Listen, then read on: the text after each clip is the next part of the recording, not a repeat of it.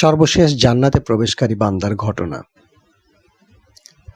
হযরত আবু হুরায়রা রাদিয়াল্লাহু তাআলা আনহু হতে বর্ণিত, রাসূলুল্লাহ সাল্লাল্লাহু আলাইহি ওয়াসাল্লাম ইরশাদ করেছেন, সর্বশেষ যে ব্যক্তি জান্নাতে প্রবেশ করবে তার অবস্থা এরূপ হবে যে বদ আমলের কারণে প্রথমে তার ঠিকানা হবে জাহান্নামে।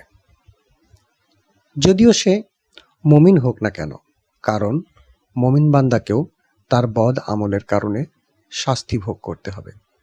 এই জন্য সে প্রথমে জাহান্নামে যাবে। জাহান্নামে দগ্ধ হওয়া অবস্থায় সে আল্লাহর কাছে আরজ করবে, হে আল্লাহ, জাহান্নামের অগ্নিশিখা ও তার উত্তাপ থেকে আমাকে বাঁচান। আমার প্রতি অনেক দয়া হবে যদি আপনি আমাকে ক্ষণিকের জন্য হলেও জাহান্নাম থেকে সরিয়ে পারে বসিয়ে দেন, যেন অল্প সময়ের জন্য হলেও জাহান্নামের আগুন দহন থেকে আমি বাঁচতে পারি। আল্লাহ তাআলা তাকে বলবেন, যদি আমি তোমাকে সেখানে বসিয়ে দিই, এরপর আরো কিছু দাবি করবে না তো?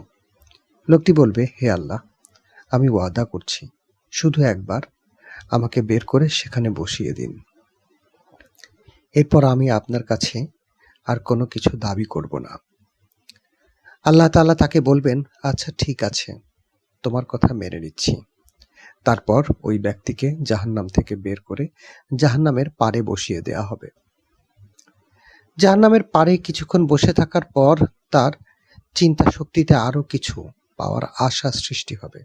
ফলে সে আবার বলবে, হে আল্লাহ, জাহান্নামের আগুন থেকে আপনিই তো মুক্তি দিয়েছেন, এটা আপনার দয়া ও করুণা। কিন্তু বসিয়েছেন এমন স্থানে যেখানে জাহান্নামের আগুনের শিখা পুরোপুরিভাবে আমাকে দহন করছে। যদি আমাকে সামান্য সময়ের জন্য এমন স্থানে নিয়ে যেতেন যেখানে জাহান্নামের উত্তাপ আমাকে স্পর্শ করতে পারবে না। আল্লাহ তাআলা তাকে বললেন, তুমি তো সবেমাত্র অঙ্গীকার করেছো যে আর কিছুই চাইবে না, আর এখন সে ওয়াদা খেলাপ করছো?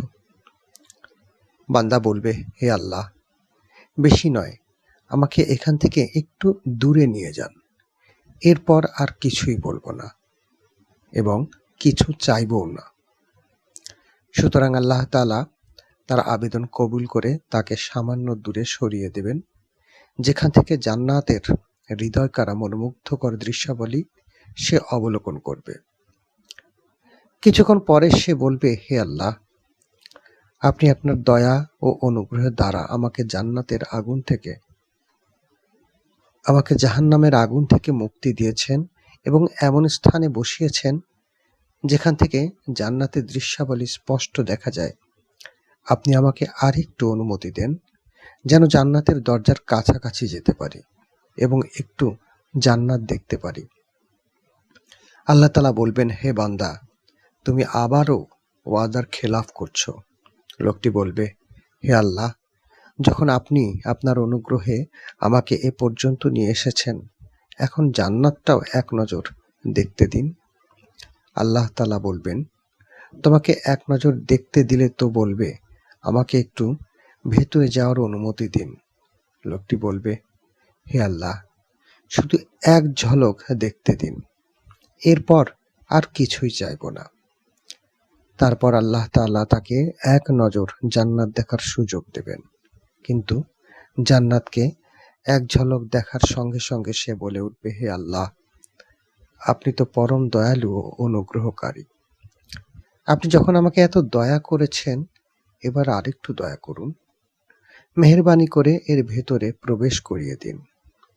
তখন আল্লাহ তাআলা বলবেন, দেখো, প্রথমেই তোমাকে বলেছিলাম তুমি ওয়াদা ভঙ্গ করবে, কিন্তু যখন আমার অনুগ্রহে তোমাকে এ পর্যন্ত নিয়ে এসেছি, তখন তোমাকে তার ভেতরে প্রবেশ করাবো।